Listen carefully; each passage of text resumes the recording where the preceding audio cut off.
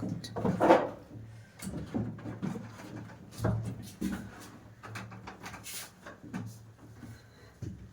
का statics portion में start करते हैं हम लोग। मॉडर्न हिस्ट्री का ये टॉपिक चल रहा है, ठीक है ना।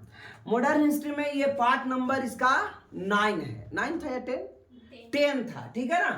तो अब 10 खैर हम लोग देख रहे हैं यहाँ पे 351 के बाद से हमने 350 क्वेश्चन आज तक के कंप्लीट कर लिए मॉडर्न हिस्ट्री का। ये 351 आपको प्लेलिस्ट पर इसका सारा के एक जगह मिल जाएगा पीडीएफ, ठीक है ना। चलिए, दक्षिण अफ्रीका के किस शहर में महात्मा गांधी को श्वेत लोगों द्वारा पीटा और पटरी से फेंक दिया गया, है ना। ऑप्शन है केपटाउन, डरबन, जोहान्सबर्ग, प्रिटोरिया। तो ये सारे के सारे शहर दक्षिण अफ्रीका में हैं, लेकिन यहाँ कहीं भी फेंका नहीं गया। इनको फेंका गया नेटाल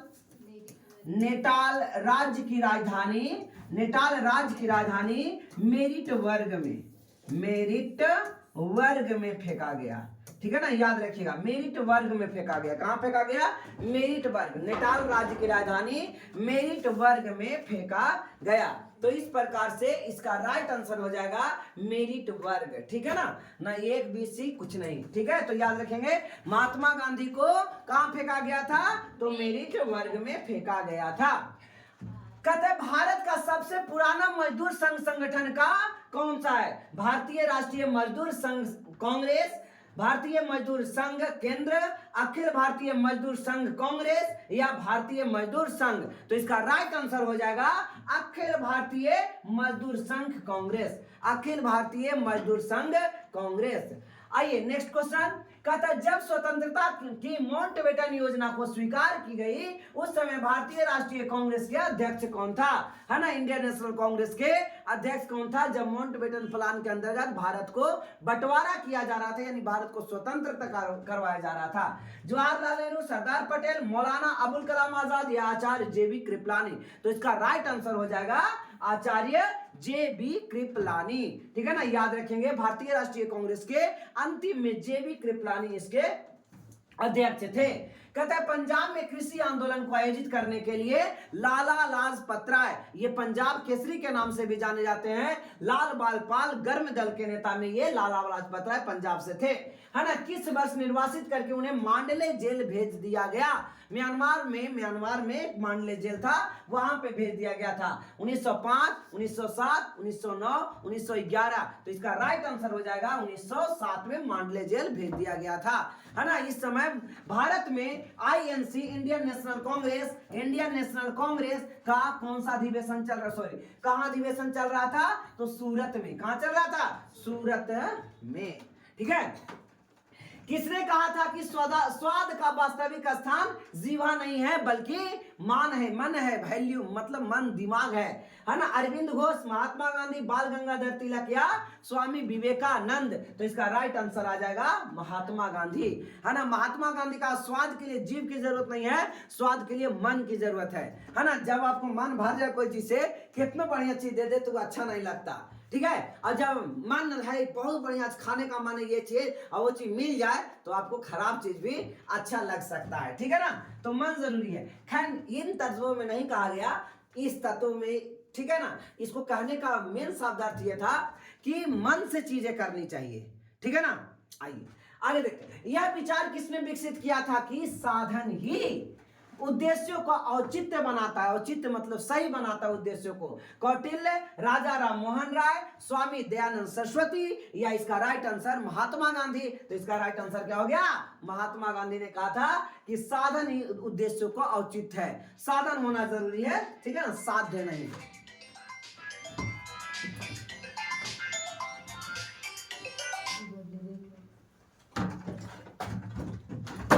हेलो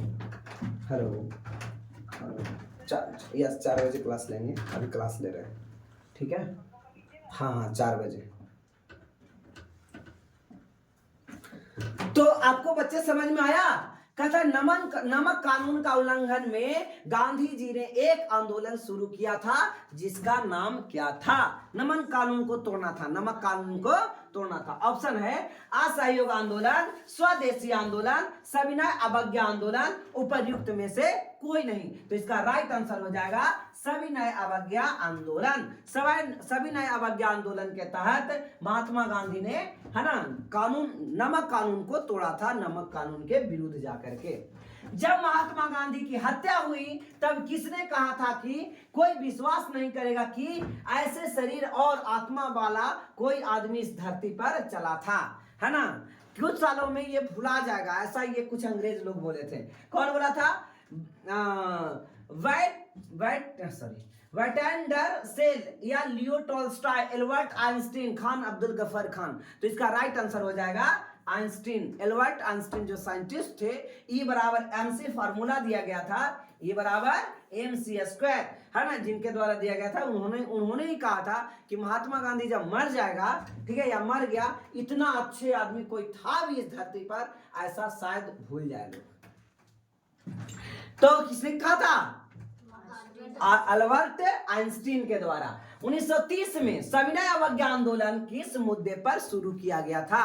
सविनय अवज्ञा आंदोलन, डिसऑबीडियंस मूवमेंट, है ना, किसके विरुद्ध या किस मुद्दे पर शुरू किया गया था? भारतीयों के लिए रोजगार का समान अवसर के लिए, भगत सिंह को फांसी देने का प्रस्ताव पारित करने के लिए, यानी उसको रोकने के लिए, या ब्रिटिश द्वारा अपनाया गया नमक एकाधिकार, या पूर्व स्वतंत्रता। तो इसका राइट आंसर हो जाएगा ब्रिटिश सरकार द्वारा अपनाया गया नमक एकाधिकार, यानी नमक सिर्फ बनाएगा अंग्रेज और भारतीय नमक नहीं बना सकते।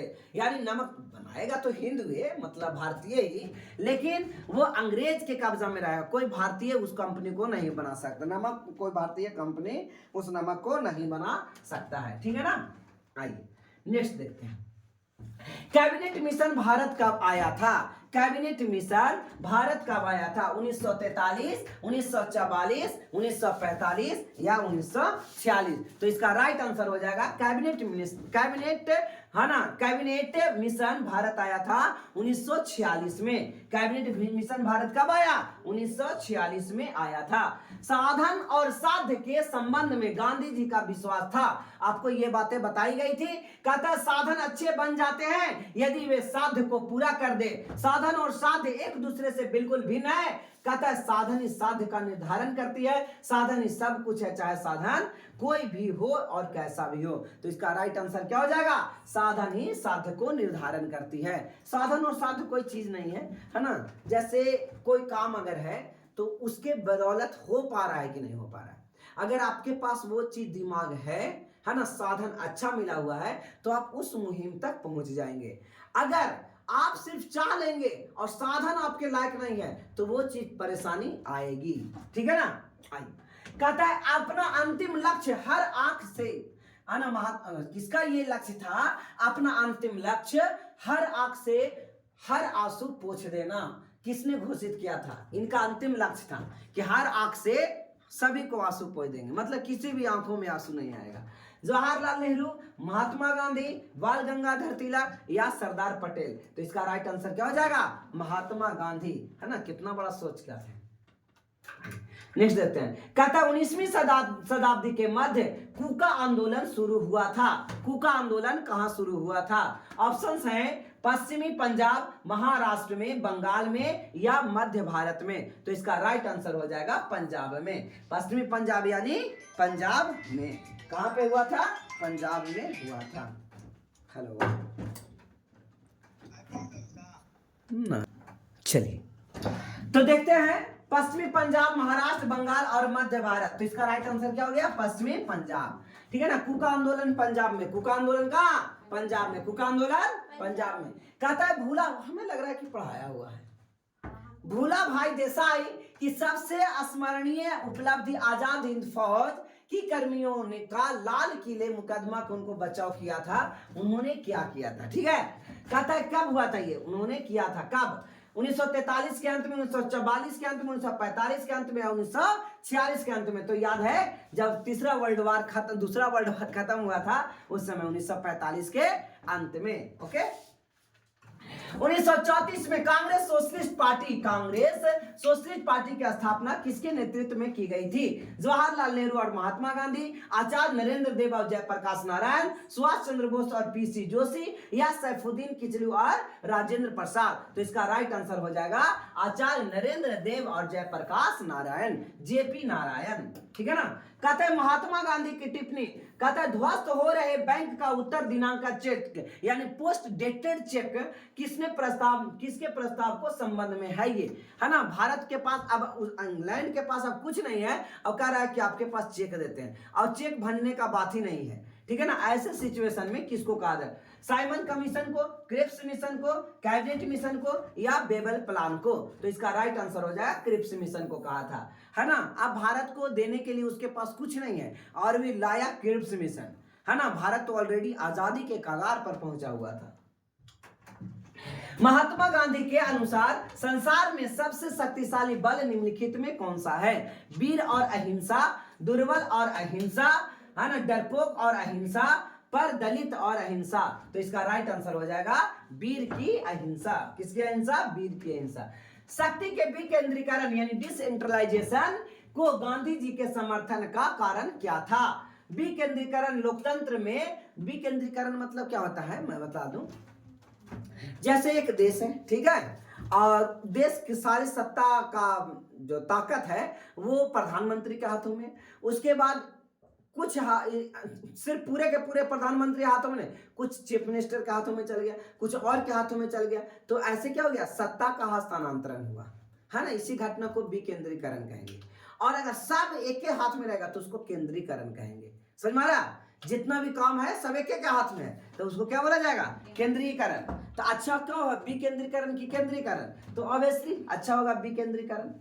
कहता है भारत में अतीत में शक्ति का विकेंद्रीकरण था, देश की आर्थिक विकास के लिए विकेंद्रीकरण अनिवार्य था, या विकेंद्रीकरण सांप्रदायिकता को रोक सकता था, ठीक है ना। तो शक्ति का विकेंद्रीकरण को गांधी जी का क्या बात था कि विकेंद्रीकरण वो चाहते थे किसके लिए, तो किसके लिए चाहते थे, देश की आर्थिक विकास के लिए, है ना।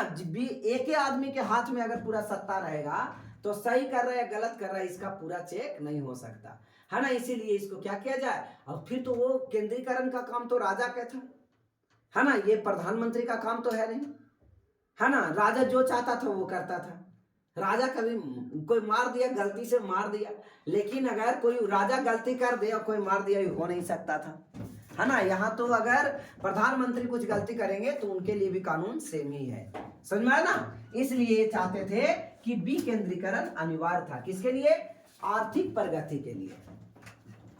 गांधी जी ने किस धर्म को अपनी माता कहा था, किस धर्म ग्रंथ को अपनी माता कहा था। ऑप्शन है Ramayan, the new testament, Bhagavad Gita, Quran शरीफ। तो इसका राइट आंसर हो जाएगा भगवत गीता। किसको कहा था, भगवत गीता। निम्नलिखित में कौन स्वराज पार्टी के सदस्य थे, मोतीलाल नेहरू, सरदार पटेल, गोपाल कृष्ण गोखले। तो इसका राइट आंसर हो जाएगा सिर्फ और सिर्फ इसका मोतीलाल नेहरू स्वराज पार्टी के सदस्य थे। कौन थे, स्वराज पार्टी के सदस्य मोतीलाल नेहरू थे। निम्नलिखित ऐतिहासिक घटना को उनके कालानुक्रम में व्यवस्थित करें, है ना। पहले क्या हुआ, उसके बाद क्या हुआ, उसके बाद क्या हुआ। तो सबसे पहले आपको असहयोग आंदोलन हुआ, दूसरा में चौरी चौरा हुआ, और तीसरा में सविनय, यानी 1 3 2 बी ऑप्शन इज राइट, है ना। सबसे पहले क्या हुआ, असहयोग आंदोलन रोका गया था चोरी चौरा कांड के चलते, और फिर बाद में सविनय अवज्ञा आंदोलन 1929-30 में आया था। चलिए, भारत छोड़ो आंदोलन 1942 में किस महीने में शुरू हुआ, है ना। भारत छोड़ो आंदोलन किस महीने में, जनवरी, मार्च, अगस्त या दिसंबर, है ना। तो 8 अगस्त से प्रारंभ हुआ था। भारत छोड़ो आंदोलन कब से प्रारंभ हुआ, 8 अगस्त से। 9 अगस्त को सभी लोग गिरफ्तार कर लिए गए थे, बड़े बड़े नेता, ठीक है ना। तो ये क्वेश्चन आते रहता है, कौन से लोग कहां गए थे, कौन से जेल में बंद हुए थे, इसको भी आपको याद रखना। कहता है गांधी जी राम राज्य की परिभाषा क्या है। अगर गांधी जी के अनुसार राम राज्य है उसका मतलब क्या है। कहता है वैसा शासन जैसा राम के समय था, शुद्ध नैतिक प्राधिकार पर आधारित जनता के प्रभुसत्ता, सभी का अधिकतम हित यानी सबके काम, अधिकतम हित यानी रक्षा हो, संपूर्ण शक्ति राजा के हाथों में केंद्रित हो, तो ये गलती हो सकता है, सभी के हित गलती हो सकता है। शुद्ध नैतिक प्राधिकार पर आधारित जनता का प्रभुसत्ता यानी जनता का अधिकार होना चाहिए नैतिक रूप से। महात्मा गांधी किसकी कृतियों से अत्यधिक प्रभावित थे, है ना, किसको यो सबसे ज्यादा, किसकी रचना को सबसे ज्यादा पढ़ते थे और उससे लाभान्वित हुए और उनको सही समझते थे? तो बर्नार्ड शॉ को, कार्ल मार्क्स को, लेनिन को, लॉयस टॉल्स्टॉय को। तो इसका आंसर हो जाएगा लियो टॉल्स्टॉय को, लियो टॉल्स्टॉय को। किसने कहा था कि देशभक्ति धर्म और धर्म भारत के लिए प्यार है? राजा राज नारायण बोस, बाल गंगाधर तिलक, स्वामी विवेकानंद या आचार्य विनोबा भावे? तो इसका राइट आंसर हो जाएगा राज नारायण बोस, राज नारायण बोस। नेक्स्ट, पूना समझौता महात्मा गांधी और किसके बीच हुआ, है ना? पूना समझौता महात्मा गांधी और किसके बीच हुआ था? ठीक है, दलितों को लेकर के। तो मोहम्मद अली जिन्ना, इरविन या सुभाष चंद्र बोस, अंबेडकर? तो इसका राइट आंसर हो जाएगा अंबेडकर। पूना समझौता महात्मा गांधी और भीमराव अंबेडकर के बीच हुआ था। महात्मा गांधी द्वारा सविनय अवज्ञा आंदोलन किस वर्ष शुरू किया गया? 1928, 1930, 1931 या 1932? तो इसका राइट आंसर हो गया 1930। सविनय अवज्ञा आंदोलन कब स्टार्ट किया गया था बच्चे? 1930 में। गांधी के अनुसार निम्नलिखित में से सत्याग्रह का प्रमुख साधन कौन था? सत्याग्रह करने का प्रमुख साधन असहयोग, हड़ताल, प्रदर्शन, सविनय अवज्ञा? तो इसका राइट आंसर हो जाएगा, है ना, इसका असहयोग और सविनय अवज्ञा। हड़ताल ज्यादा करिएगा तो क्या होगा? हड़ताल अगर ज्यादा करते हैं आप तो नुकसान हो जाएगा। जैसे रेलवे हड़ताल पर चला जाए तो रेल से एक दिन का आमदनी कितना है, तो नुकसान होगा ना। डॉक्टर हड़ताल पर चले जाएं, कितने आदमी मर जाएंगे। टीचर हड़ताल पर जाएंगे, नुकसान होगा कि नहीं, है ना। तो असहयोग करना और सविनय करना, है ना। सविनय अवज्ञा मतलब गलती को साथ नहीं देना, जो सही है उसको साथ देने की काम। असहयोग मतलब जो चीज आपको पसंद नहीं उसको सहयोग मत कीजिए, है ना। कहता है कौन यंग इंडिया और हरिजन का संपादक था? यंग इंडिया और हरिजन का संपादक कौन था?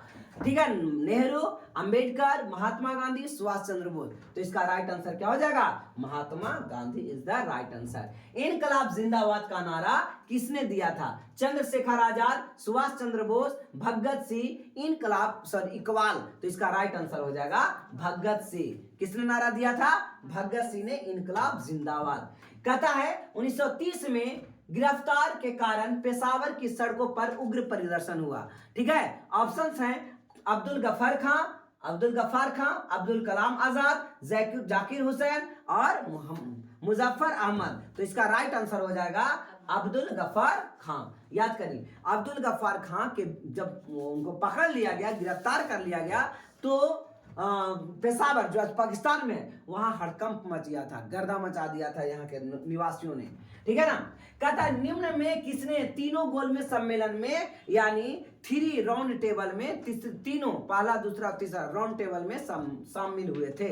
भीमराव अंबेडकर, कहता है मदन मोहन मालवीय, सरदार वल्लभ भाई पटेल या महात्मा गांधी? तो इसका राइट आंसर हो जाएगा डॉक्टर भीमराव अंबेडकर तीनों गोलमेज सम्मेलन में गए थे। आर्थिक असमानता को दूर करने के लिए महात्मा गांधी ने किस सिद्धांत या उपाय का उपयोग किया था? मशीनों का उन्मूलन, ग्रामीण उद्योग की स्थापना, अहिंसा को अंगीकार करना या न्यायशीलता का सिद्धांत? तो इसका राइट आंसर हो जाएगा न्यायशीलता का सिद्धांत। यह सब कब होना चाहिए? न्याय के थ्रू, अन्याय के थ्रू नहीं। समझना, अगर मान लिया जाए मशीनों को उन्मूलन किया जाए या ग्रामीण उद्योग की स्थापना किया जाए और यहाँ सब बड़े बड़े लोग, कट्टर लोग रहने लगे, आम आदमी को कोई नहीं मिलेगा, है ना। तो सबको न्याय का सीधा, यानी महात्मा गांधी का ये बहुत बड़ा असम, है ना, न्यायता पर वो बहुत ध्यान देते थे। ठीक है, कि अगर सबको न्याय मिलेगा, एक समान न्याय मिलेगा, तो किसी को यहाँ कष्ट नहीं होगा। रामराज की चर्चा वही थी। 1937 में किन 2 राज्यों में गैर कांग्रेस मंत्रिमंडल थे? है ना, गैर कांग्रेस मतलब कांग्रेस का शासन वहां नहीं, कांग्रेस वहां हार गई थी। ठीक है ना, किसी दूसरे दल द्वारा जीता गया। बंगाल और पंजाब में, पंजाब और उत्तरी सीमांत यूपी, उत्तरी सीमांत मतलब यूपी, मद्रास और मध्य प्रांत एमपी, बिहार और उत्तर प्रदेश? तो इसका राइट आंसर हो जाएगा बड़े बड़े राज्यों में कांग्रेस की सरकार नहीं बनी थी, बंगाल और पंजाब में, बंगाल और पंजाब में। कारण क्या था? बंगाल भी 2 भाग में बट गया था ना। तो एक पूर्वी बंगाल और पश्चिमी बंगाल, और दूसरा पंजाब भी दोनों जने हैं, पूरब में पंजाब और पश्चिम में पंजाब। यानी जो पंजाब आज बिहार में, सॉरी, भारत में भी पंजाब है और पाकिस्तान में भी पंजाब है, ठीक है ना। इस वजह से इन दोनों जगहों पर कांग्रेस की सरकार नहीं बन पाई थी। 1937 में इलेक्शन हुआ था, याद रखिएगा। भारत गुलाम था उस समय भी इलेक्शन हुआ था, ठीक है ना। कहते हैं गांधी जी ने सत्याग्रह आंदोलन किस वर्ष में आरंभ किया था? सत्याग्रह, सत्य के लिए आग्रह करना, सत्याग्रह 1919, 1927, 1934, 1942। तो इसका राइट आंसर सबसे पहले 1917 में स्टार्ट किया था, चंपारण से। सत्याग्रह सबसे पहले कहां से स्टार्ट किया था? भारत में चंपारण से। और विदेशों में स्टार्ट किया था प्रिटोरिया से, ठीक है ना। विदेशों में माने दक्षिण अफ्रीका में भी सत्याग्रह का पहला प्रयोग। लेकिन हमारा ये भारत की बातें चल रही है, ठीक है। तो 1917 में, ठीक है ना, 1917 में चंपारण सत्याग्रह से। गांधी जी ने किसकी रचनाओं से प्रभावित हुए? क्वेश्चन हो गया है ना। तो इसका राइट आंसर क्या था? Leo Tolstoy. Leo Tolstoy is the right answer. Dandi अभियान यानी दांडी जो यात्रा थी वो कब आरंभ किया गया था? 31 दिसंबर 1929, 12 मार्च 1930, 5 अप्रैल 1930 या 5 मई 1930? तो 12 मार्च 1930 से लेकर के कितना था? 6 अप्रैल 1930 तक, है ना, दांडी मार्च चला था, ठीक है। 12 मार्च से लेकर के 6 अप्रैल 1930 तक। आइए, तिरंगा को राष्ट्र ध्वज के रूप में कब अंगीकार किया गया, स्वीकार किया गया? लाहौर के अधिवेशन के समय, है ना, बेलगांव के जो महात्मा गांधी इसका अध्यक्ष थे, इलाहाबाद के या हरिपुरा के? तो इसका राइट आंसर हो जाएगा लाहौर अधिवेशन के समय तिरंगा को राष्ट्र ध्वज स्वीकार किया गया था। कहता निम्नलिखित में से किसने अखिल भारतीय दलित महासंघ की स्थापना 1920 में करी थी? ऑप्शंस हैं मोहनदास करमचंद गांधी, ज्योतिबा फुले या गोपाल कृष्ण गोखले या भीमराव अम्बेडकर? तो इसका राइट आंसर हो जाएगा भीमराव अम्बेडकर। क्या हो जाएगा? भीमराव। 1940-46 के दौरान कांग्रेस के अध्यक्ष कौन थे? है ना, देखिए सबसे लंबा कांग्रेस के अध्यक्ष यही रहे थे। कौन रहे थे? जवाहरलाल नेहरू, सरदार पटेल, राजेंद्र प्रसाद यार, मौलाना अबुल कलाम आजाद। तो सबसे ज्यादा दिन तक, ये क्वेश्चन पूछता है, सबसे ज्यादा दिन तक कांग्रेस के पद पर कौन रहे थे? है ना, तो कांग्रेस के अध्यक्ष पद पर कौन रहे थे? मौलाना। क्योंकि इस समय वर्ल्ड वॉर चल रहा था तो एक भी अधिवेशन नहीं हुआ, और अधिवेशन जब होता है तो 1 साल के लिए वो अध्यक्ष रहते हैं, तो बीच में अधिवेशन होगा तब ना अध्यक्ष चेंज होगा। तो यहाँ तो अधिवेशन हुआ ही नहीं इस पर। गांधी इरविन समझौता कब हुआ था? ये क्वेश्चन बीपीएससी में पूछा था, ठीक है ना। गांधी इरविन समझौता कब हुआ? 1935, 1931, 1929, 1932। तो इसका राइट आंसर 1931। गांधी इरविन समझौता कब हुआ था? 5 फरवरी 1931 को। निम्नलिखित में से किस लोकप्रियता के कारण पेरियार कहा जाता है? पेरियार समझ में, केरल में पेरियार है। सी.बी. रमन पिल्लई, C.N. मुदालियर या E.B. रामास्वामी, एल कृष्णा पिल्लई? तो इसका राइट आंसर हो जाएगा रामास्वामी। रामास्वामी को पेरियार कहा जाता है।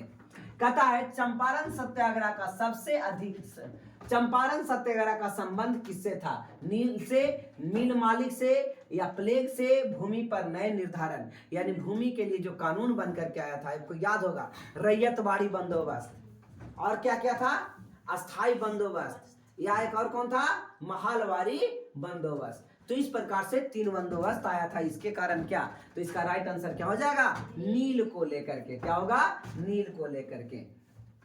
कहता है नील की खेती करने वाले के विरुद्ध विद्रोह को प्रदर्शित करने वाला नाटक नील दर्पण, बहुत भी है कि नील दर्पण किसने लिखा था? दीनबंधु मित्र, बंकिम चंद्र चटर्जी, रविंद्रनाथ टैगोर, नरेंद्र चंद्र सेन? तो इसका राइट आंसर हो जाएगा दीनबंधु मित्र। इसका राइट आंसर क्या होगा बच्चे? दीनबंधु मित्र। भारतीय तिरंगा को पहली बार जवाहरलाल नेहरू ने कहां फहराया था, यानी ध्वजारोहण कराया था?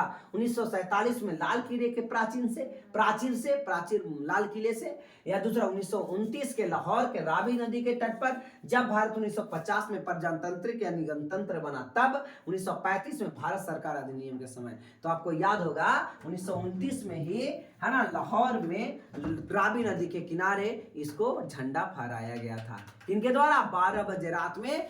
किनके द्वारा? जवाहरलाल नेहरू के द्वारा। और कितना तारीख को? 26 जनवरी 1929 को, याद रखोगे 26 जनवरी 1929 1929 को। कहता है 1930 में चटगांव, चटगांव कहाँ है? आज बांग्लादेश में है। 1930 में चटगांव के सरकारी शस्त्रागार, शस्त्रागार मतलब जहां शस्त्र रखा रहता है, अस्त्र शस्त्र गोला बंदूक बारूद रखा जाता है। पर सशस्त्र आक्रमण का नेता कौन था? यानी किसके किसके दिमाग में ये आया था कि उसको लूट लेना है ना? चंद्रशेखर आजाद, भगत सिंह, सूर्य सेन या सुखदेव? तो इसका राइट आंसर क्या हो जाएगा बच्चे? सुखदेव, सॉरी सूर्य सेन के द्वारा। किसके द्वारा? सूर्य सेन। असहयोग आंदोलन को क्यों निलंबित किया गया? निलंबित किया गया, खारिज कर दिया गया, समाप्त कर दिया गया।